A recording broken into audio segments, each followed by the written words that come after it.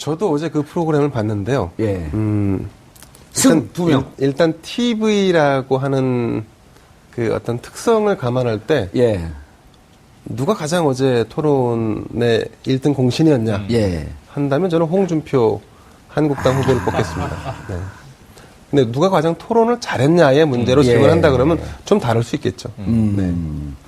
자, 그럼 설렁탕으로 비유하면 고기도 있어야 되고 밥도 있어야 되고 파도 있어야 되고 물론 국물은 있고요. 네네. 여기에 이제 마지막에 소금도 좀 쳐야 되는데 그렇죠. 홍준표 지사가 소금하고 가까우니까 소금 역할을 했다.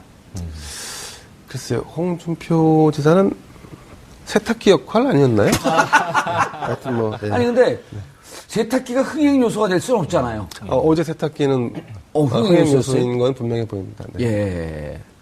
못 보신 분들 계실 거예요. 왜 세탁기 논쟁이 나왔죠? 세탁기 논쟁이 나온 게 그러니까 이제 이 국가를 세탁하겠다 이렇게 홍준표 후보가 주장을 한 겁니다. 그러니까 이 국가를 좀 깨끗하게 빨아야 된다 이런 의미겠죠. 예. 한번 뭐 우리가 적폐청산하고 그게 다르지 않은 뉘앙스겠죠. 근데 좀 강한 표현으로 세탁을 해야 된다. 세탁기의 나라를 세탁기에 돌려야 된다. 이런 얘기를 했어요. 그러니까 이게 유승민 후보가 홍 후보부터 세탁을 해야 된다 이렇게 주장을 한 거예요. 그러니까 이제 홍 후보가 나는 이미 세탁기에 들어갔다 왔다 이렇게 얘기를 한 겁니다. 그러니까 그 옆에 심상정 후보가 또 끼어들었어요. 고장난 세탁기 아니냐. 그러니까 세탁기에 갔다 왔다고 하는데 세탁이 안 된 것 같다 이런 뉘앙스겠죠. 그러니까 홍 후보가 마지막으로 받아칩니다. 우리 집 세탁기는 삼성 세탁기다.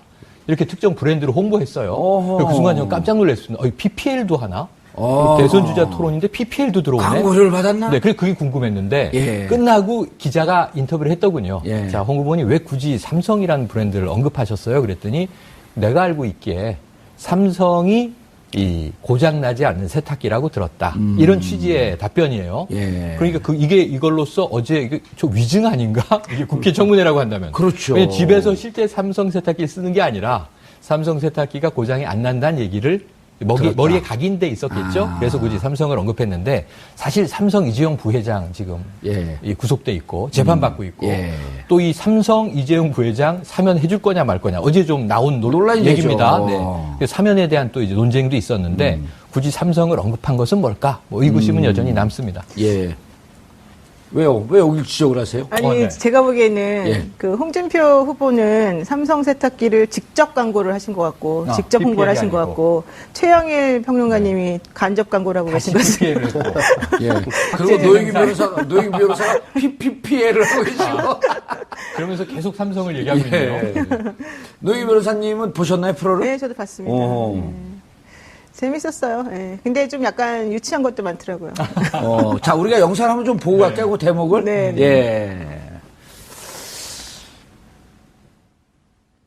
저를 지지하는 국민들은 적폐 세력이라고 하신 겁니다. 왜 또 저하고 연대하자고 그러셨습니까? 그러면 모든 죄를 사해 주십니까? 자유한국당 쪽 사람들 또 극우 농객들의 지지는 짝사랑이라 칩시다. 그러나 국민의당에서도 함께할 수 있다고 그렇게 이야기하지 않았습니까?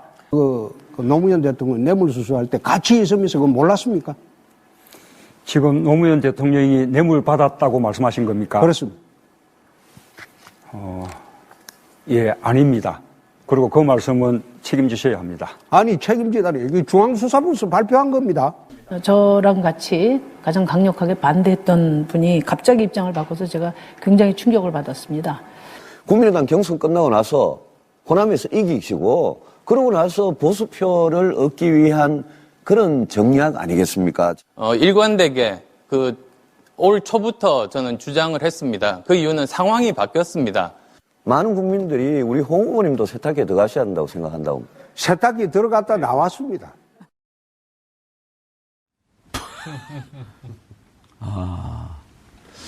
노영희 변호사님. 좀 아까 뭐라 그랬죠? 좀 유치한 것도 있다고. 국민들의 삶은요, 유치한 것부터 아주 고품격인 것까지 다 있기 때문에 다 대변해야 됩니다. 어떻게 생각해요? 뭐가 유치했어요?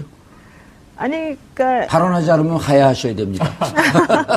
예를 들면 문재인 후보하고 안철수 후보가 적폐 논란 가지고 얘기했었을 때 그걸 너무 1차원적인 수준에서만 얘기들을 계속 하시고 기존에 계속 나왔던 얘기들을 동어반복한 수준이었거든요. 그런 거는 사실은 조금 진화된 방식으로 무언가 다른 사람을 설득하는 방식이 필요했을 것 같은데 그러지 못했기 때문에 많이 유치했고 또 네. 심상정 후보 같은 경우 사실은 되게 잘했는데 이제 마지막에 홍준표 의원한테 홍준표 후보한테 얘기한 게 있습니다. 아. 이제 그 사모님, 그러니까 부인에게 그 생활비 갖다 준 부분을 이제 콕 찍어서 얘기를 하면서 이제 얘기한 것 같은 경우도 사실은 그 인신공격을 하는 식으로 좀 비춰졌었던 부분이 있거든요. 근데 이제 그런 것들은 제가 봤을 때는 올바른 토론 문화는 아니라라고 생각합니다. 그런데 이제 최영일 평론가님 네. 방송 진행도 해보시고 그렇죠. 패널도 해보시고 그러는데 네. 이제 그 저희들도 방송을 많이 나와도 막상 이슈를 근거로 한 네. 주제를 근거로 한 토론에 나가면 자기가 생각하고 준비했던 걸 10분의 1도 못하는 경향이 그럼요, 있잖아요. 그럼요. 그리고 저거는 대선 토론의 첫 번째 토론이기 때문에 겉으로는 웃고 있어도 무척 준비를 해가도 준비한 내용에 1도 기억이 잘 안 나요. 네, 맞습니다. 그래서 저는 여기에 꼭 한 가지. 예. 어제 1차 토론 품평. 왜냐면 좀 각 주자들이 오늘 우리 이 토론을 들었으면 좋겠어요. 2차, 3차, 4차 계속 해야 되니까 예. 개선을 해야 되는데 아. 그러니까 이게 말로 워딩으로 논리를 상대를 이길 수는 없어요. 어차피 다 적이잖아요. 오자구도에서 어제 물고 물리는데 누가 설득이 되겠습니까 저기서. 그러니까 저기 주자들이 설득해야 될 대상은 시청자들이잖아요. 시청자지. 그 자기가 펀치를 얻어맞는 것 같아도 예. 시청자가 난 저 사람에게 호감이 가네? 그럼 이긴 거예요. 말싸움에서 져도. 예. 근데 어제 대부분 말싸움에서 이기려고 하다 보니까 맞아요. 유치한 대목도 연출이 되고 동문서답하는데 뭐 서로 웃고 있고. 그래서 어제 제가 저 잘 아는 한 분이 예. 페이스북에 한 줄 평을 남겨서 야 이거 나는 공감된다. 예. 국민들에게 어떤 인상이 남았겠느냐. 자 홍준표는 웃겼고 예. 이 문재인은 계속 웃었고 예. 안철수는 계속 화냈고 예. 이 와중에 유승민과 이 심상정은 토론을 했다. 이렇게 표현을 했어요. 예. 한 줄씩 정리를 했는데 이걸 조금 뭐 느려볼 수는 있겠지만 대체로 국민이 느낀 느낌이 대기업의 임원인데 제 친구예요. 이분이 어제 TV를 보는데 외국에서 급한 전화가 왔나 봐요. 그러니까 전화 통화를 하느라고 무음으로 해놓은 겁니다. TV를. 그래놓고 나중에 단상을 얘기해 주는데 무슨 말을 하는지 컨텐츠가 하나도 안 들려요. 근데 5명의 표정만 보고 있는 거예요. 화면에 비춰지는. 누가 대통령이 될지 그냥 보이더라, 표정에서. 예. 초조한 사람, 짜증나는 사람, 여유 있는 사람, 뭐 거기서 진지한 사람, 다양한 표정들이 스쳐가는데 정책이 뭔지, 무슨 말을 하는지, 누가 지금 말싸움에서 이기고 있는지 지고 있는지 하나도 안 들려도 표정들을 보니까 저 사람이 대통령감이네라는 게 보이더라. 비주얼이죠, 비주얼. 예. 그래서 non-verbal communication, 비언어적 소통이 예. 더 중요하다. 이게 7할입니다, 7할. 예. 근데 어제 3할 가지고 싸운 거예요. 근데 오늘 아침에, 물론 지지층은 예. 자기가 지지하는 후보가 제일 예뻐 보였을 거예요. 예. 하지만 또 이제 상대 후보는 가장 야비해 보였을 거예요. 하지만 일반적인 중도 국민들이 굳이 이제 무슨 빠라고 우리가 부르는 지지층이 아닌 경우에 봤을 때 누가 가장 안정감이 있네. 저 사람은 왜 이렇게 초조하고 불안해? 이런 게 보였을 것이라는 생각이 들어요. 알겠습니다. non-verbal communication, non-verbal expression이라고 하기도 감히 하죠. 이제 앵커님 앞에서 영어를 쓰다니. 한마디로 하게 되면 영어로 connotation, 앞뒤 문맥 관계. 동의됩니다. 한때 제가 영어로 휩쓸었습니다. 그러니까요. 그걸 알고 있던 제가 예. 실언을 했습니다. 노영희 변호사님, 네. 어제 이제 이게 우리가 뭐 문제 삼을 건 아닌데 어제 이제 SNS에 이런 게 돌아요. 유승민 후보는 교수님. 문재인 후보는 목사님. 신부님이. 예, 그 다음에 누구죠? 심상정은 운동권 언니. 운동권. 예, 그 다음에 안철수 후보는 화난 전교 1등. 하나는 경기 2등. 화난 전교 2등. 예, 그 다음에 홍준표는 코미디언. 술 취한 아저씨. 재밌어요, 근데. 그리고 이게 느낌입니다. 비슷한 우리 느낌. 시청자분들, 국민들이 정말 존경스러울 정도로 이 수준이 올라와 있어갖고. 그렇죠. 자, 그런데 이제 재밌는 거는 한솥밥을 먹던 사람들끼리 난타전이 벌어진 거 아니에요? 그렇죠. 예. 근데 이제 저는 아쉬운 게 정말 국민들이 보고 있는데 진지하기도 하지만 위트도 있고 재미도 있어야 되는데 어제 진행을 누가 봤죠? 저는 그분 성함은 모르는데. 김성준? 김성준이가 어쨌든 김성준 앵커. SBS 앵커 8시인데 네. 제가 바쁘다 그러니까 교체가 된 모양입니다. 그 얘기 하시려고 그러시고요? 아니, 정말 제가 미국에 막 이렇게 스탠딩 설전할 때도 봤는데 네. 자기들끼리 웃음을 또 만들어내려고 노력을 그렇죠. 해요. 그렇죠. 그래서 그런 정치 문화를 조금 더 부드럽게 가져갈 노력을 누군가 거기서 했으면 그분이 돋보이지 않았을까. 유머와 그분이 위트. 홍준표 후보 아닙니까? 그러면? 그분은 좀 이렇게 좀 무섭잖아요. 멈칫멈칫하죠. 저 말에. 무섭다기보단 어제는 예. 살신성인을 했죠. 본인이 아까 말씀하신 대로 설렁탕에 예. 재료는 다 있는데 맛이 안 나니까 소금을. 국민들이 밋밋한 소금, 뭐 후춧가루, 양념의 역할을 해서 되는 거 다 넣었어요? 아니 본인은 대선 주자이기를 포기하고 예. 홍준표 후보의 경력을 보다 보면요 대학 시절에 예. 개그맨 콘테스트에 나가려고 했다 이런 대목이 실제로 있더라고요. 예. 아 약간 좀 이경규스러운 예. 그런 이제 위트가 있구나. 근데 약간 좀 철진한 코미디 같은 느낌은 듭니다만. 근데 이제 막 네. 고춧가루 넣고 후춧가루 넣고 소금 넣고까지 괜찮은데 이걸 넣으면서 말을 해요. 그냥 말침까지 튀겨버려. 그런 설렁탕 먹긴 좀 그렇잖아요. 그렇죠. 네. 침이 들어간다는. 예, 그렇죠. 노영 변호사 같은 진영끼리 붙었어요. 네, 그런 게 그렇죠. 더 사람들 관심이 끌었을 텐데 예를 들어 문재인, 안철수 어쨌든 1, 2등이니까 긴장이 돼 있을 상태일 텐데 유승민, 홍준표 설전. 그건 좀 재밌게 보지 않으셨어요? 사실 저는 문재인, 안철수 두 후보의 설전이 더 재밌었습니다. 아, 그러세요? 네. 그럼 어떤 대목이? 왜냐면 그 두 분이 이렇게 아주 세련된 정치인은 아직 아니구나라는 예. 걸 느꼈고, 특히 이제 문재인 후보는 어제 막 상대방의 이름을 잘못 불렀다고 막 놀림을 당하기도 했고, 어허. 그 다음에 또 안철수 후보는 문재인 후보가 뭐라고 하니까 이제 발끈해가지고 화난 모습이 사실 얼굴에 그대로 드러났거든요. 이 피부 경련이 일어났다고. 예. 난 제가 어제 봤을 그 TV를 못 봤고, 예, 인터넷에만 짤방에서 조금씩 봤는데, 그 표정을 TV를 사야 되겠다는 생각을 했어요. 이제 텔레비전을 사시려면 없어요. 큰 거 사셔야 됩니다. 어제 보니까 엄청나게 표정 변화가 너무 약간 정말 제가 보는데도 긴장감이 흐를 정도로 아 저분이 너무 화가 났구나. 뭐라고 말할지 지금 이렇게 막 머릿속에 생각하고 있구나. 이런 느낌이 딱 들었거든요. 근데 그 두 분이 할 때가 너무 재밌었고 오히려 저는 그 두 분이 사실 뭐 두 분 중에 누가 되더라도 뭐 잘 하시겠지만은 아, 이 사람들은 아직까지 이렇게 때가 덜 묻은 거 아니냐? 이런 생각까지 할 정도였어요. 물론 때가 많이 묻었겠죠. 사실 근데 제 입장에서 때가 봤을 덜 때는 묻은 거로 봐주세요, 그냥. 다른 분들에 비해서는 좀 많이 좀 세련되지 않은 게 오히려 더 풋풋하게 다가왔고. 자, 목욕탕 이론을 한번 가볼까요? 누가 때가 제일 많이 묻었는지서부터. 내가 때밀이라면 제일 반가울 것 같은 사람, 때 없는 사람 아니에요. 그렇죠. 때 많으면 힘들거든요. 그렇죠. 때밀이론으로 한번 가볼까요? 아니 좀 지저분하니까 나중에.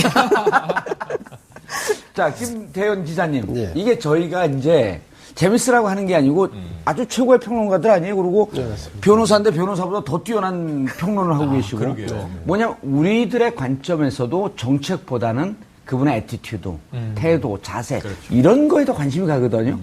국민들이 들으면서 뭐 내용이 들어왔을까요? 쟤는 왜 저렇게 화났지? 아니, 저분은 왜 저렇게 말을 더듬지? 뭐가 저렇게 긴장되지? 이런 걸 더 보이지 않을까요? 그래서 어느 사회학자는 그렇게 얘기하더라고요. 연설을 해도 말로 전달되는 건 7%밖에 안 된다. 그래서 질문이 뭐. 예. 아니, 그래서 그 5분이 포인트를 삼고 얘기는 했지만 실질적으로 전달하려고 했던 게 제대로 잘 전달이 됐는지 그 평을 좀 해주셔야죠. 글쎄, 어제 방송이 끝나고 나서 이제 각 후보별로 가장 기억에 남는 키워드가 뭐였냐 했는데, 이제 그게 뭐, 홍준표 후보는 안타깝지만 세탁기였고, 유승민 후보는 사드였고, 안철수 후보는 4차 산업혁명, 그 다음에 심상정 후보 노동, 문재인 후보는, 뭐 이건 좀 뭐 이해가 안 가긴 하지만, 설득력이 좀 떨어지긴 하지만, 소득주도 성장론이 가장 기억에 남았다는 뭐 이런 온라인상에 이제 얘기들이 돌고 있는데, 그 말씀하신 대로 저는 사실 여기서 야, 소득주도 성장론을 잡아낼 시청자분들이 있었을까요? 그러니까 이제 아까 말씀하신 대로 그 문 후보가 사실은 굉장히 좀 부드럽게 어제 좀 진행을 한 걸로 좀 평가를 받고 예. 있습니다. 상대적으로 긴장도 좀 덜한 것 같고 다만 이제 그 토론에 등장하지 않아도 될 두 분을 모셔오는 바람에 해프닝이 있었지만 뭐 아시겠지만 이재명 그러니까 유시민. 예, 유시민 이 두 분을 불러왔지 않습니까? 좀 모르겠어요. 아까 안 보셨군요. 네. 그 이제 그 어떤 대목인가요? 유승민 후보를 지칭하는데 유시민. 예, 우리 유시민 후보 이렇게 한번 지칭하면서 이제 바로 잡았었고. 그건 2009년인데요. 우리 유시민 후보는. 예, 그리고 이제 그 이재용 부회장. 이재용 부회장을 언급하는데 이재명 성남시장으로 잘못 발음하는 바람에 이제 한 번 더 그 긴장해서 이제 그런 해프닝이 있었는데요. 어쨌든 그 저는 이제 어제 토론을 이렇게 제가 쭉 지켜보면서 말씀하신 대로 어떤 이런 그 각 주자가 가지고 있는 정책을 제가 이렇게 받아들일 수 있는 시간적인 여유나 아니면 상황은 안 됐던 것 같습니다. 아마 대체로 시청자들이 그랬을 것 같고 남는 것은 지금 말씀드린 대로 이런 태도. 키워드나 태도 예. 그리고 또 다음에는 어떻게 될까라고 하는 기대. 그런 좀 기대감 이게 좀 어제 방송에 좀 남았던 것 같습니다. 매주 그 토론회를 목요일 날 11시에 했으면 좋겠어요. 그럼 금요일 날 다시. 그럼요. 우리가 이 얘기를 하고. 근데 뭐 하면 뭐 하겠습니까? 우리 정 의원님은 안 보셨다면서요? 아니, 이제, 저는 짤방에서 보고 인터넷에 올라온 기사 보고. 왜냐면 이 세 분들 보는데 저까지 보면, 이건 전기 낭비 아닐까요? 아유, 몇 분이나 하려고요. 네. 아니, 티끌모아 태산이죠. 보시면은 아마 저는 정 앵커님이 직접 보셨으면, 그 안에서 깨알처럼 이제 포착해낼 어마어마한 팩트 이런 게 있는데, 저는 문재인 후보와 안철수 후보, 혹은 홍준표 후보와의 설전에서 문 후보는 어제 강력하게 이 전 노무현 대통령을 소환한 효과가 있었어요. 홍준표 후보가 계속 이제 막말을 했던 중에 뇌물 먹고 자살한 대통령 이런 표현 처음부터 써서 어찌 보면 좀 야권 지지층의 경로를 일으킨 바가 있습니다. 그런데 그 사람의 비서실장을 했는데 그 뇌물 받는 거 못 봤어요? 현장에 있지 않았나요? 네, 몰랐어요? 최순실 아니에요? 거의 최순실 아닙니까? 참여정부에 이런 이제 투로 갔는데 이게 굉장히 좀 공분할 일일 수 있거든요. 그런 거는 홍준표 후보가 문재인 후보를 도와줬네요, 그럼? 그럴 수 있습니다. 그런데 저는 거기서 만약에 좀 어제의 안철수 후보의 스탠스에서 그 공격을 받았으면 어제 토론이 진행됐을까 하는 걱정이 들어요. 경직된 상태에서. 그런데 문재인 후보는 시종 미소를 잃지 않고 그 말 한마디로 그냥 끊거든요. 지금 그 발언 책임지셔야 됩니다. 그래서 책임지셔야 한다. 이게 굉장히 중요한 이제 하나의 워딩이 돼버렸어요. 그러면 시청자가 보기에 저 발언에 진위가 의심스럽네. 저는 거기서 좀 아쉬웠던 게 뭐냐면 중수부에서 분명히 얼마를 받았다고 발표했습니다. 이렇게 홍 후보가 얘기를 하거든요. 아니 그럼 검찰은 홍 후보가 이 고 성한종 회장의 뇌물을 받았다고 발표했습니다. 그래서 기소한 거잖아요. 근데 법원에서 무죄가 난 거죠. 근데 법원에서 무죄가 났으니까 본인은 나는 세탁기에 들어갔다 왔다 이 얘기를 하는 거 아닙니까 지금? 근데 검찰에서는 아직 대법 세탁기는 안 갔잖아요. 그렇죠. 그러니까 대법은 남아 있고 이제 그런 상황인데 그거는 또 이제 유승민 후보가 공격을 하죠. 대법이 남아 있다는 얘기는.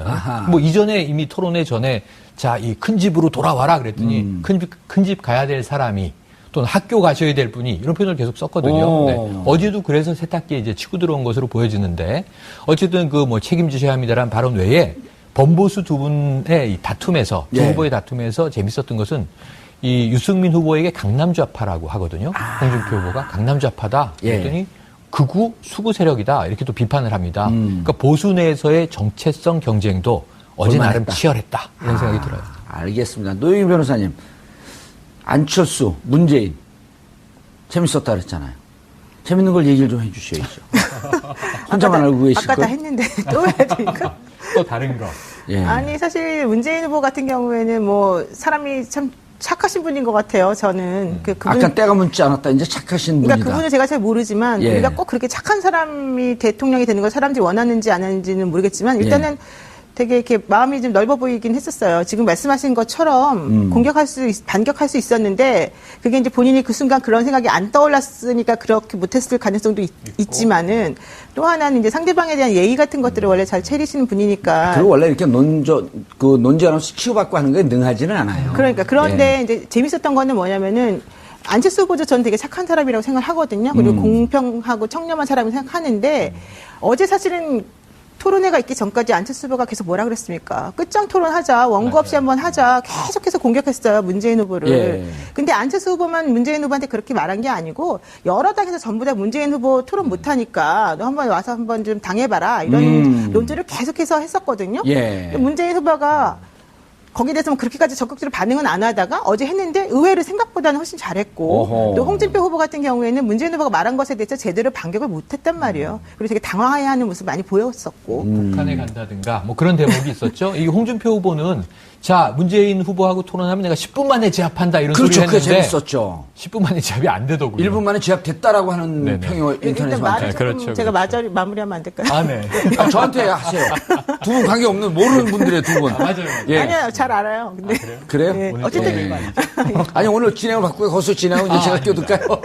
아니 근데 어쨌든 간에 이제 그런 얘기가 있었었는데 결과적으로 어제의 승리자는 논리적이고 정책에 있어서 가장 준비가 잘 됐고 순발력 있고 훌륭했다고 평가된 되는 사람은 사실 유승민 후보가 제일 평가 잘 받았고 심상정 후보 같은 경우는 사실은 상당히 그 색깔이 분명하게 본인이 어떤 식으로 이걸 추구할 것인지에 대해서 사람들에게 선명성을 드러내면서 일관된 정책을 펼쳐줬다 이런 얘기가 있었거든요. 그리고 이제 홍준표 후보야 뭐 워낙 그 본인의 캐릭터들을 갖기 때문에 특별히 얘기할 건 없는데 저는 그래서 문재인 후보하고 안철수 후보가 그 약간 정치 프로라고 불리우기는 좀 모자란 그 두 분들이 하는 서로 간에 티격태격하면서 뭔가 좀 해보려고 하는 그런 모습들이 오히려 우리나라의 그 정치, 그러니까 구정치가 이제 새 정치로 바뀌는 과정에서 새롭게 나타나는 그런 어떤 모습이 아닐까. 그래서 우리가 양쪽 후보들을 전부 다 뭐 나쁘다 좋다 이렇게 말할 게 아니고 저는 그래서 이런 프레임도 상당히 재밌었다 이런 생각을 좀 정말 했었습니다. 알겠습니다. 어제 이제 사실 안철수 후보가 가장 주안점을 뒀던 것은 적폐에 대한 프레임을 문재인 후보에게 더 씌우는 것이었을 거예요. 근데 그게 통했나요? 근데 통하지 않았죠. 통하지 않은 이유는 차후에 일단 말씀을 드리고 왜 이게 중요하냐면 문재인 후보 진영에서는 이 적폐 프레임에서 이제 손을 빼려고 합니다. 왜 빼려고 하냐? 적폐가 과거에 탄핵 정국이라든가 박근혜 전 대통령이 구속되기 전까지는 대상이 명확했어요. 구여권이었고 집권 세력이었는데 대통령이 탄핵되고 구속되면서 그게 사실 약간 옅어지는 측면이 없잖아 생겼습니다. 적폐 세력은 실질적으로 이제 감옥으로 좀 들어가 있는 듯한. 그러니까 약간 좀 이미 이제 좀 철진한 얘기인 것처럼 좀 느껴지는 부분도 있고 책임이 일정 부분 해소된 측면으로 느끼는 국민들도 있단 말이죠. 근데 문재인 후보 진영에서 어떤 그 우를 범했냐 하면 안철수 후보와 같이 연대하는 세력들을 다 적폐로 치부하고 그래서 그것이 하나의 적폐 연대라고 해서 그러니까 일종의 펜스를 치고 편을 가른 거죠. 그렇게 되니까 결과적으로 어떤 현상이 나타났냐면 적폐를 그러니까 척결하겠다고 하는 세력이 소수가 됐고 적폐 세력이 더 커진 거예요. 대선 구도에서 전혀 의도하지 않게 저쪽 진영이 훨씬 더 커진 거죠. 그러니까 이거는 어떤 그 구도의 싸움에서 스스로 자충수를 둔 격이 됐거든요. 그래서 이제 이걸 빼냈는데 근데 안철수 후보는 이제 이 부분을 다시 더 씌우고 싶었던 거죠. 그래서 이제 자기 진영이 커지는. 그래서 이제 그 어제 TV 토론 와중에 홍준표 그다음에 유승민 후보도 있으니까 그분들을 다 거론하면서 그럼 우리가 다 적폐냐? 그럼 당신만 옳고 우린 다 틀렸냐?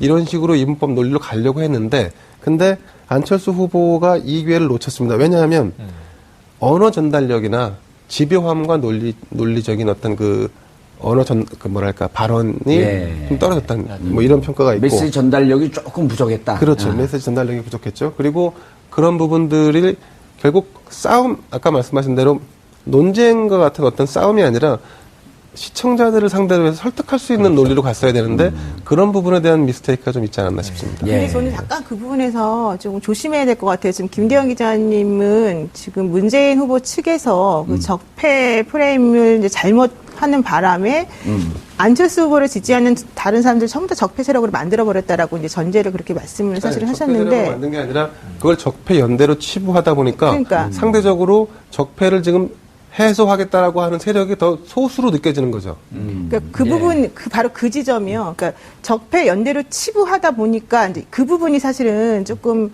그 문재인 후보 측에서 계속해서 좀 주장하고 있는 부분이에요. 뭐냐면은 그 안철수 후보가 나를 지지하면 그럼 전부 다 적폐냐? 너는 왜 그렇게 말하냐? 이런 식으로 계속 얘기를 하고 있는 거잖아요. 그렇죠. 그러니까 문재인 후보의 얘기는 그게 아니잖아요. 왜 아니냐? 안철수를 원래 지지하던 사람들은 적폐가 아니에요. 지금 새롭게 안철수 후보를 지지하려고 몰려드는 사람들이 적폐라는 얘기예요. 그 설명을 했나요, 문재인 후보? 못했죠. 아니, 어제는 제대로 못했어요, 근데. 어제 뭐라고 했냐면. 잠깐만요. 노영희 변호사님 말씀 듣고. 어제 말씀하신 거는 뭐 누구누구 이제 특정해서 거론해서 뭐 이런 분들을 말하는 거다라고 얘기는 살짝 했지만. 그 김진태, 윤상현 이 두 분을 거론을 했죠. 그렇죠. 이름은 아니면 극우 논객. 조갑제 대표를 지칭하는. 근데 그런 논리가 이제 이렇게 딱 1차원적으로 얘기를 딱 해버리게 되면 우리가 해석하는 사람이고 평론하는 사람인데 이렇게 해석을 해버리게 되면 이제 약간 오해가 생길 수가 있어서 저는 근데 하여튼 그 문재인 후보 측에서도 당연히 안철수 후보하고 계속해서 같은 밥을 먹던 식구들인데 지금 약간 갈려진 거잖아요, 말하자면. 그러니까 지지하는 지지층들이 조금씩 성격이 다른 부분은 있지만 지금 문재인 후보가 얘기하고 싶었던 부분은 너를 지지하는 모든 사람이 적폐라고 내가 얘기하고 있는 게 아닌데 너는 왜 나보고 자꾸 그런 식으로 몰고 가느냐 이 얘기를 하고 싶었던 거예요. 야, 노영희 변호사를 그 후보로 앉혀야 되는데. 저는 민정수석을 시켜달라니까요. 와, 욕심이 있으셨군요. 그게 아니라 저는 우병우 이 전 수석이 빠져나가고 수사하고 검찰이 꼼짝 못하는 걸 보고서 아 나는 우리나라에서 최고가 민정수석이다 이걸 깨달았다. 혼자 살아남으시려고 그러시는 거군요. 예, 민정수석이요. 민정수석이 우리나라에 많습니다. 예, 아니 많은데 독보적이니까. 초중 고등학교에서 수석을 차지하는 민정이라는 학생은 다 민정수석이에요. 약간 썰렁합니다. 왜냐면 노영희 변호사님이 민정수석 시켜달라는 걸 제가 물타기 해야 되거든요. 안 그러면 방송에서 혼납니까? 이렇게 되면? 아니 이름을 노민정으로 개명하셔야 돼요. 그리고 수석하시면 되겠네요. 알겠습니다. 최영일. 근데 수석은 괜찮나요? 최일등으로 이름을 개명하시죠. 제가 제일 잘한 게 2등인가 그래요. 이 수석은 못 해봤어요. 그래요. 저는 고등학교 내내 수석을 했는데. 부럽습니다. 제가 좀 더 말씀드릴까요? 두 분 좀 조용히 하시라는 거예요. 이제 노영희 변호사님 말씀하신 것도 맞는 말씀이신데 이제 사실은 이제 그 문재인 캠프 지금은 이제 선대위죠. 문재인 후보가 당의 후보가 되고 나서 메시지 전환을 내부에서 깊이 고민을 했어요. 그래서 갑론을박이 많았죠. 그러니까 예를 들면 적폐로 할 것이냐, 국가 대개주냐, 아니면 이제는 협치나, 아니면 연정이나, 아니면 포용력이나 어떻게 갈 것인지에 대한 고민을 많이 했는데 후보가 일단은 그 적폐를 해소하는 게 일단 국가적인 과제다. 그건 분명하다. 그래서 후보의 뜻이 강경했죠. 그래서 이제 그게 수정되고 또 약간 보완되는 과정이 한 열흘 걸렸는데 그 와중에 어떤 일이 벌어졌냐. 안철수 후보가 그 중도 보수 진영을 끌어안으면서 급상승하는 추세로 올라왔단 말이죠. 그래서 나중에는 이제 내부에서 어떻게 궁극적으로 결론이 났냐면 안 된다 이대로는 포용과 통합 그다음에 전체 대한민국을 상대로 하는 그런 포맷으로 가지 않으면 안 된다. 그래서 이제 사실은 이 적폐에서 이제 한 발 손을 떼자라고 결론을 낸 거예요. 근데 이제 어제 사실 제가 판단컨대 문재인 후보는 적폐라는 단어를 쓰고 싶지 않았을 거예요. 근데 안철수 후보는 먼저 걸고 들어왔거든요. 근데 거기 보기 좋게 이제 들어왔죠. 근데 그거를 잘 설득해서 다시 더 씌웠으면 이제 안철수 후보가 원하는 방향 구도가 됐을 텐데 그렇지 않았다는 부분을 이제 말씀드리는 거예요. 알겠습니다. 자, 시간이 없으니까 우리가 간단하게 이 부분만 좀 짚고 넘어가고 싶은데 이제 주제 중에 안철수 후보의 정체성, 정책의 일관성 이 부분이 좀 주제가 됐단 말이에요. 사드 반대였다가 찬성 쪽으로 선회한 것을 두고 누가 질문했습니까? 그 홍준표 후보가 질문했는데요. 그게 아주 재밌는 대목인데 그게 지금 안철수 그 재밌는 대목을 꼭 제가 얘기하지 않을까? 미리 좀 하시지 않아서. 아이고 이런 또 제가 또 부족했네요. 안철수 후보의 주적은 문재인 후보예요. 계속 문재인 후보만 이제 타격을 하는 거예요. 그런데 이게 오자구도기 때문에 안 후보 마음대로 흘러가질 않고 재밌어요. 소리를 물고 가는 거니까. 그러니까 문 후보에 대한 얘기를 갑자기 딱 끊고 그 답을 아까 얘기한 대로 적폐 얘기에 대응을 안 해요. 문 후보가 국민이라는 표현을 써요. 국민이 무슨 죄가 있습니까? 그 프레임에서 빠져나오고 싶어 하는 국민을 모독하시는 겁니다. 아닙니다. 문 후보가 국민을 모독했습니다. 이런 좀 엉뚱한 흐름, 아까 유치하다는 흐름으로 가는데 여기서 끊고 이제 시간 제한이 있었거든요. 안 후보가 이 홍준표 후보에게 물어보는 거예요. 그러니까 이게 문 후보에 대한 문제 어떻게 생각하느냐라는 톤으로 흘러갔는데 사실 이제 질문을 전환한 건데 홍준표가 홍 후보가 바로 맞받아치죠. 사드 어떻게? 아니 사드가 아니고 안철수 후보는 우파예요, 좌파예요 이렇게 물어봐요. 그래서 상식파예요. 그러니까 네 상식파입니다. 그렇고 거기서 끝나요. 근데 문제는 여기서 정체성 문제에 대해서 우선 홍준표 후보한테 한 방 맞은 거예요. 상식파라는 게 별로 와닿잖아요. 저도 방송국에 가서 PD가 물어봐요. 최평론가는 우파예요, 좌파예요? 그럼 전 중도입니다. 그럼 바로 야단 맞아요. 대한민국에 중도가 어디 있습니까? 여기 있습니다, 그러죠. 또 이제 우리 야당 정치하는 분들 가서 저 8호 학번입니다. 이렇게 인사하면 너 NL이었어? PD였어? 그럼 저 삼민투였는데요? 그럼 NL 아니면 PD지. 삼민투가 뭐야? 저는 민족 다 끌어안는 건데요. 그런 건 없어. 이렇게 얘기한단 말이에요. 우리 시청자분들은 옛날 얘기를 듣고 계십니다. 80년대 얘기입니다. 구국의 철가방 이런 데 나오는 거죠. 그런데 이제 어쨌든 이게 굉장히 한국 사회가 정체성 얘기할 때 옛날 얘기를 전쟁 중에는 이분법이라는 거예요. 근데 안철수의 상식파에 안철수 지지자는 어젯밤에 열광했습니다. 그래 저거지. 우리는 상식파지. 근데 나머지는 그게 뭐지? 그게 이제 홍준표 후보가 얘기했던 얼치기 좌파에 걸려든 것 같은 느낌이에요. 그래서 안철수 후보의 정체성을 어제 뚜렷하게 보여주지 못했는데 그건 어쩔 수 없는 원죄가 있다. 사드 문제 관련해서 호남 지지를 받고 올라가고 있었는데 보수 또 지지를 받아야 하니 러브콜을 해야 되잖아요. 근데 전 어제부로 사드 문제에 대해선 심상정 후보 빼고 완벽한 사드 반대. 나머지는 정책적 색깔은 없어졌다. 다 사드 찬성이에요. 그 홍준표 후보만 내가 원조다. 예. 유승민 후보가 무슨 얘기야? 내가 쌓던 원조지. 사드 얘기해가지고 정부한테 얼마나 핍박을 받았는데 이런 차이만 있을 뿐 사드에 관한 한은 다 유야무야 흘러갈 것 같아서. 안철수 후보가 이랬으면 어쩔까요? 난 사드 반대했다 찬성하는데 그럼 24기만 설치하시죠. 그런데 거기서 상황이 바뀌었기 때문에 나도 입장이 바뀌었다고 설명을 하는데 왜 상황이 바뀌었는지가 설명되지 않고 넘어갔어요. 알겠습니다. 노영희 변호사는 안철수 후보의 정체성, 특히 사드 문제. 아니 뭐 표를 얻으려고 여러 가지로 고육지책이라고 봐요. 근데 조금 이율배반적이죠. 네, 근데 그건 저는 인정할 건 인정하고 들어가야 된다고 생각하고 우리가 어떤 하나의 정책이든 하나의 뭐 관점에 대해서 내가 A라고 하는 스탠스를 취했다가 그다음에 B라고 하는 스탠스를 취하지 못하리라는 법이 없고 사람은 항상 변해요. 상황도 변하고 생각이 달라지니까. 그리고 나는 이 타임에서는 이런 생각했지만 다른 사람의 얘기를 들어보니까 이게 아닌 것 같아서 바꿀 수도 있는 거 아니겠습니까? 근데 우리가 너무 바꾸는 것에 대해서 이제 민감해서 말이 너무 계속해서 말 바꾼다, 너 문제다 이렇게 말하는 건 저는 좀 옳지 않다고 보고요. 다만 그럼에도 불구하고 아까 말씀하신 것처럼 안철수 후보가 아무런 상황 변화 없이 그냥 오로지 표만을 위해서 저런 식으로 반응하는 것을 사람들이 과연 옳다고 볼 것이냐. 그 부분이 이제 다른 문제인 거죠. 그래서 그 부분은 안철수 후보가 생각할 수 있는 고육지책이다라고 어느 정도 그냥 인정해주고 넘어갈 수밖에 없지 않느냐. 그렇게 생각합니다. 노영희 변호사님 죄송합니다. 이 방송 말 무렵에 가서 이제 말 풀리기 시작했는데 방송을 끝내야 됩니다. 입이 이제 풀리셨네. 아이고, 어떡하죠? 알겠습니다. 어제 대선 후보 5분의 토론을 보시면서 국민들은 드라마보다 개그 프로보다 코미디 프로보다 더 재밌는 정치를 보셨습니다. 그게 바로 품격시대 덕입니다. 정봉주의 품격시대에서는 여러분의 소중한 의견을 받습니다. 샵 5400으로 주제에 맞는 다양한 의견 문자로 보내주시기 바랍니다. 100원의 정보 이용료가 부과됩니다. 한 발 더 깊이 들어가는 시사분석. 여러분은 지금 생방송으로 진행하는 정봉주의 품격시대와 함께하고 계십니다. 오늘 방송 좋았나요?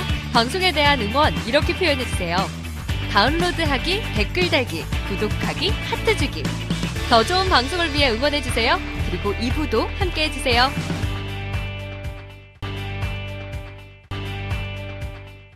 이긴 거예요. 말싸움에서 저도. 근데 어제 대부분 말싸움에서 이기려고 하다 보니까 유치한 대목도 연출이 되고 동문서답하는데 뭐 서로 웃고 있고.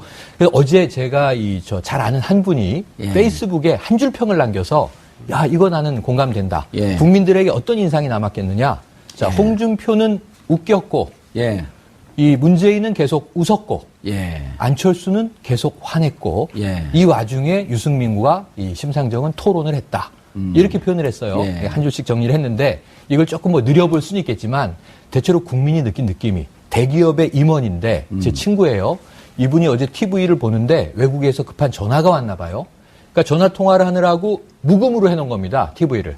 그래놓고 나중에 단상을 얘기해 주는데 무슨 말을 하는지 컨텐츠가 하나도 안 들려요. 근데 5명의 표정만 보고 있는 거예요. 화면에 비춰지는. 누가 대통령이 될지 그냥 보이더라, 표정에서. 초조한 사람, 짜증나는 사람, 여유 있는 사람, 뭐 거기서 진지한 사람, 다양한 표정들이 스쳐가는데 정책이 뭔지, 무슨 말을 하는지, 누가 지금 말싸움에서 이기고 있는지 지고 있는지 하나도 안 들려도 표정들을 보니까 저 사람이 대통령감이라는 게 보이더라. 비주얼이죠, 비주얼. 그래서 non-verbal communication, 비언어적 소통이 더 중요하다. 이게 7할입니다, 7할. 근데 어제 3할 가지고 싸운 거예요. 근데 오늘 아침에 물론 지지층은 자기가 지지하는 후보가 제일 예뻐 보였을 거예요. 하지만 또 이제 상대 후보는 가장 야비해 보였을 거예요. 하지만 일반적인 중도 국민들이 굳이 이제 무슨 빠라고 우리가 부르는 지지층이 아닌 경우에 봤을 때 누가 가장 안정감이 있네. 저 사람은 왜 이렇게 초조하고 불안해? 이런 게 보였을 것이라는 생각이 들어요. 알겠습니다. non-verbal communication, non-verbal expression이라고 하기도 하죠. 앵커님 앞에서 영어를 쓰다. 한마디로 하게 되면 영어로 connotation, 앞뒤 문맥 관계. 동의 됩니다. 한때 제가 영어로 휩쓸었습니다. 그러니까요. 그걸 알고 있던 제가 실언을 했습니다. 노영희 변호사님, 어제 이제 이게 우리가 뭐 문제 삼을 건 아닌데 어제 이제 SNS에 이런 게 돌아요. 유승민 후보는 교수님. 문재인 후보는 목사님. 신부님. 그 다음에 누구죠? 심상정은 운동권 언니. 그 다음에 안철수 후보는 화난 전교 1등. 화난 경교 2등. 화난 전교 2등. 그 다음에 홍준표는 술 취한 아저씨. 재밌어요, 근데. 그리고 이게 우리 시청자분들, 국민들이 정말 존경스러울 정도로 이 수준이 올라와 있어갖고. 그렇죠. 자, 그런데 이제 재밌는 거는 한솥밥을 먹던 사람들끼리 난타전이 벌어진 거 아니에요? 그렇죠. 예. 근데 이제 저는 아쉬운 게 정말 국민들이 보고 있는데 진지하기도 하지만 위트도 있고 재미도 있어야 되는데 어제 진행을 누가 봤죠? 저는 그분 성함은 모르는데. 저를 지지하는 국민들은 적폐 세력이라고 하신 겁니다. 왜 또 저하고 연대하자고 그러셨습니까? 그러면 모든 죄를 사해 주십니까? 자유한국당 쪽 사람들 또 극우 농객들의 지지는 짝사랑이라 칩시다. 그러나 국민의당에서도 함께할 수 있다고 그렇게 이야기하지 않았습니까? 노무현 대통령 뇌물수수할 때 같이 있으면서 그거 몰랐습니까? 지금 노무현 대통령이 뇌물 받았다고 말씀하신 겁니까? 그렇습니다. 예, 아닙니다. 그리고 그 말씀은 책임지셔야 합니다. 아니, 책임지다니. 이게 중앙수사부에서 발표한 겁니다. 저랑 같이 가장 강력하게 반대했던 분이 갑자기 입장을 바꿔서 제가 굉장히 충격을 받았습니다. 국민의당 경선 끝나고 나서 호남에서 이기시고 그러고 나서 보수표를 얻기 위한 그런 정략 아니겠습니까? 일관되게 올 초부터 저는 주장을 했습니다. 그 이유는 상황이 바뀌었습니다. 많은 국민들이 우리 홍 후보님도 세탁기에 들어가셔야 한다고 생각한다고. 세탁기 들어갔다 나왔습니다.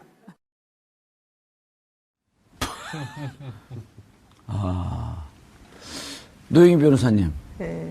좀 아까 뭐라 그랬죠? 좀 유치한 것도 있다고. 국민들의 삶은요, 유치한 것부터 아주 고품격인 것까지 다 있기 때문에 다 대변해야 됩니다. 네. 어떻게 생각해요? 뭐가 유치했어요? 아니, 그러니까 발언하지 않으면 하야하셔야 됩니다. 예를 들면 문재인 후보하고 안철수 후보가 적폐 논란 가지고 얘기했었을 때 그걸 너무 1차원적인 수준에서만 얘기들을 계속 하시고 기존에 계속 나왔던 얘기들을 동어 반복하는 수준이었거든요. 그런 거는 사실은 조금 진화된 방식으로 무언가 다른 사람을 설득하는 방식이 필요했을 것 같은데 그러지 못했기 때문에 많이 유치했고 또 심상정 후보 같은 경우 사실은 되게 잘했는데 이제 마지막에 홍준표 의원한테 홍준표 후보한테 얘기한 게 있습니다. 이제 사모님, 그러니까 부인에게 생활비 갖다 준 부분을 이제 콕 찍어서 얘기를 하면서 이제 얘기한 것 같은 경우도 사실은 인신공격을 하는 식으로 좀 비춰졌었던 부분이 있거든요. 근데 이제 그런 것들은 제가 봤을 때는 올바른 토론 문화는 아니라고 생각합니다. 그런데 이제 최영일 평론가님, 방송 진행도 해보시고, 그렇죠. 패널도 해보시고 그런데 이제 저희들도 방송을 많이 나가도 막상 이슈를 근거로 한 주제를 근거로 한 토론에 나가면 자기가 생각하고 준비했던 걸 10분의 1도 못하는 경향이 있잖아요. 그리고 저거는 대선 토론의 첫 번째 토론이기 때문에 겉으로는 웃고 있어도 무척 준비를 해가도 준비한 내용에 1도 기억이 잘 안 나요. 네, 맞습니다. 그래서 저는 여기에 꼭 한 가지. 어제 1차 토론 품평. 왜냐면 좀 각 주자들이 오늘 우리 이 토론을 들었으면 좋겠어요. 2차, 3차, 4차 계속 해야 되니까 개선을 해야 되는데 그러니까 이게 말로 워딩으로 논리를 상대를 이길 수는 없어요. 어차피 다 적이잖아요.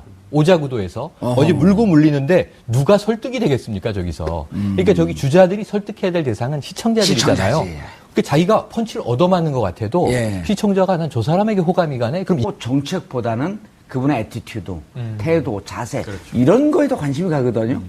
국민들이 들으면서 뭐 내용이 들어왔을까요? 쟤는 왜 저렇게 화났지? 아니 저분은 왜 저렇게 말을 더듬지? 뭐가 저렇게 긴장되지? 이런 걸 더 보이지 않을까요? 그래서 어느 사회학자는 그렇게 얘기하더라고요. 연설을 해도 말로 전달되는 건 7%밖에 안 된다. 그래서 질문이 아니 그래서 그 5분이 포인트를 삼고 얘기는 했지만 실질적으로 전달하려고 했던 게 제대로 잘 전달이 됐는지 그 평은 좀 해주셔야죠. 글쎄 어제 방송이 끝나고 나서 이제 각 후보별로 가장 기억에 남는 키워드가 뭐였냐 했는데 거기에 홍준표 후보는 안타깝지만 세탁기였고 유승민 후보는 사드였고 안철수 후보는 4차 산업혁명 그다음에 심상정 후보 노동 문재인 후보는 이건 좀 이해가 안 가긴 하지만 설득력이 좀 떨어지긴 하지만 소득주도 성장론이 가장 기억에 남았다는 이런 온라인상에 이제 얘기들이 돌고 있는데 말씀하신 대로 저는 사실 여기서 소득주도 성장론을 잡아낼 시청자분들이 있었을까요? 그러니까 이제 아까 말씀하신 대로 문 후보가 사실은 굉장히 좀 부드럽게 어제 좀 진행을 한 걸로 좀 평가를 받고 있습니다. 상대적으로 긴장도 좀 덜한 것 같고 다만 이제 그 토론에 등장하지 않아도 될 두 분을 모셔오는 바람에 해프닝이 있었지만 뭐 아시겠지만 이재명 그러니까 유시민 이 두 분을 불러왔지 않습니까? 네. 좀 모르겠어요. 안 보셨군요. 네. 그 이제 그 유승민 후보를 지칭하는데 유시민 우리 유시민 후보 이렇게 한번 지칭하면서 이제 바로 잡았었고 그건 2009년인데요.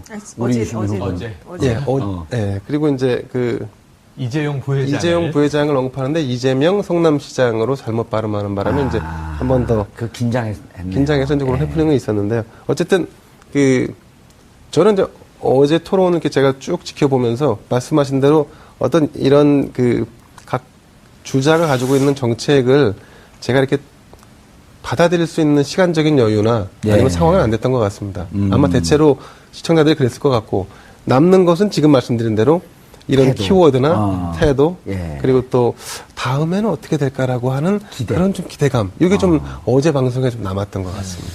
매주 그 토론회를 목요일 날 11시에 했으면 좋겠어요. 그럼 금요일 날 다시. 그럼요. 우리가 얘기를 하고. 근데 뭐 하면 뭐 하겠습니까? 우리 정 의원님은 안 보셨다면서요? 아니, 이제 저는 짤방에서 보고 인터넷에 올라온 기사 보고. 왜냐면 이 세 분들 보는데 저까지 보면 이건 전기 낭비 아닐까요?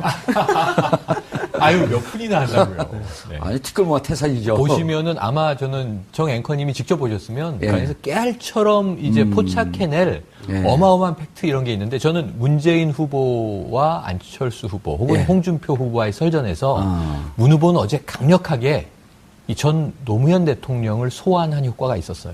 저도 어제 그 프로그램을 봤는데요.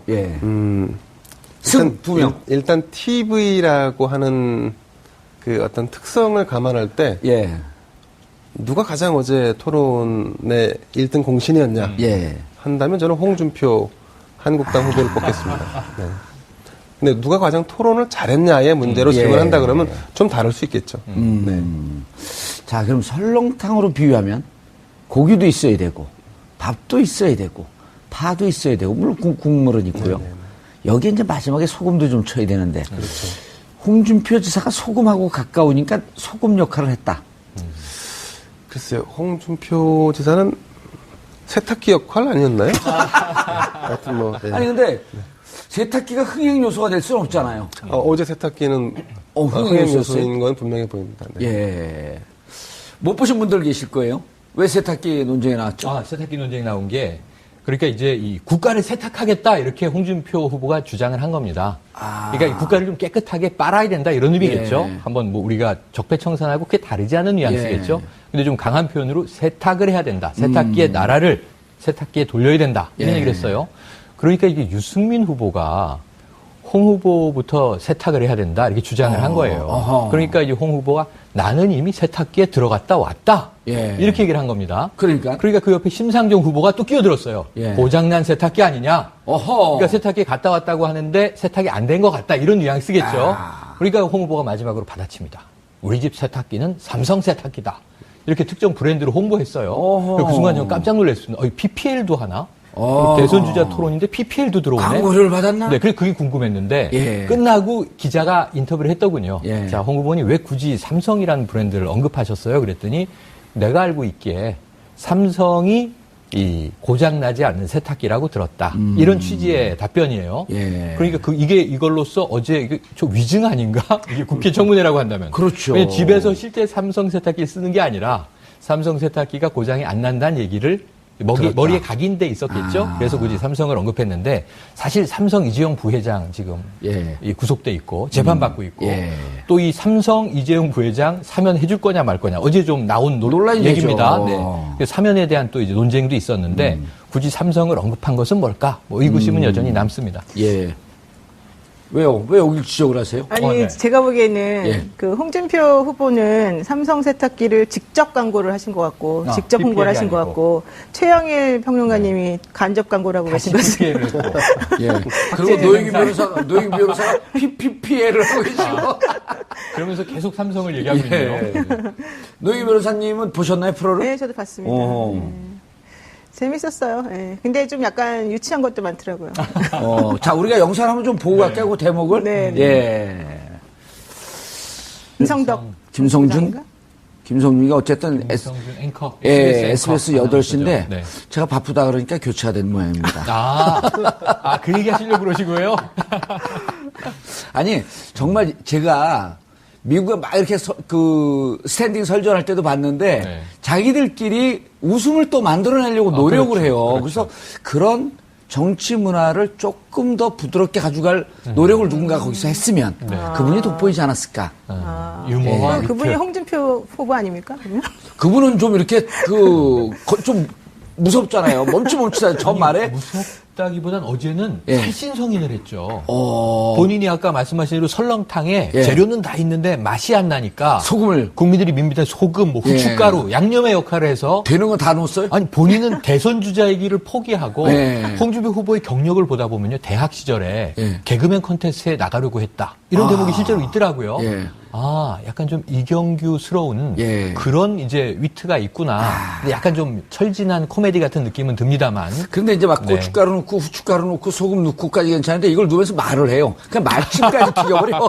그런 설렁탕 먹긴 좀 그렇잖아요. 그렇죠. 네. 침이 들어간다는. 예, 그렇죠. 노영 변호사 같은 진영끼리 붙었어요. 네, 그런 게 그렇죠. 더 사람들 관심이 끌었을 텐데 예를 들어 문재인, 안철수 어쨌든 1, 2등이가 긴장이 돼 있을 상태일 텐데 유승민, 홍준표 설전 그건 좀 재밌게 보지 않으셨어요? 사실 저는 문재인, 안철수 두 후보의 설전이 더 재밌었습니다. 그러세요? 네. 그럼 어떤 대목이? 왜냐면 그 두 분이 이렇게 아주 세련된 정치인은 아직 아니구나라는 예. 걸 느꼈고, 특히 이제 문재인 후보는 어제 막 상대방의 이름을 잘못 불렀다고 막 놀림을 당하기도 했고, 어허. 그 다음에 또 안철수 후보는 문재인 후보가 뭐라고 하니까 이제 발끈해가지고 화난 모습이 사실 얼굴에 그대로 드러났거든요. 이 피부 경련이 일어났다고. 예. 난 제가 어제 봤을 그 TV를 못 봤고 인터넷에만 짤방에서 조금씩 봤는데 그 표정을 TV를 사야 되겠다는 생각을 했어요. 이제 텔레비전을 사시려면 없어요. 큰 거 사셔야 됩니다. 어제 보니까 엄청나게 표정 변화가 너무 약간 정말 제가 보는데도 긴장감이 흐를 정도로 저분이 너무 화가 났구나. 뭐라고 말할지 지금 이렇게 막 머릿속에 생각하고 있구나. 이런 느낌이 딱 들었거든요. 근데 그 두 분이 할 때가 너무 재밌었고 오히려 저는 그 두 분이 사실 뭐 두 분 중에 누가 되더라도 뭐 잘 하시겠지만은 이 사람들은 아직까지 이렇게 때가 덜 묻은 거 아니냐 이런 생각까지 할 정도였어요. 물론 때가 많이 묻었겠죠. 사실 근데 제 입장에서 때가 봤을 덜 때는 묻은 거로 봐주세요 그냥. 다른 분들에 비해서는 좀 많이 좀 세련되지 않은 게 오히려 더 풋풋하게 다가왔고. 자, 목욕탕 이론으로 한번 가볼까요? 누가 때가 제일 많이 묻었는지서부터. 내가 때밀이라면 제일 반가울 것 같은 사람, 때 없는 사람 아니에요. 그렇죠. 때 많으면 힘들거든요. 그렇죠. 때밀이론으로 한번 가볼까요? 좀 지저분하니까 나중에. 자, 김대현 기자님. 예. 이게 저희가 이제 재밌으라고 하는 게 아니고 아주 최고의 평론가들 아니에요? 그리고 변호사인데 변호사보다 더 뛰어난 평론을 하고 계시고. 그러게요. 뭐냐, 우리들의 관점에서도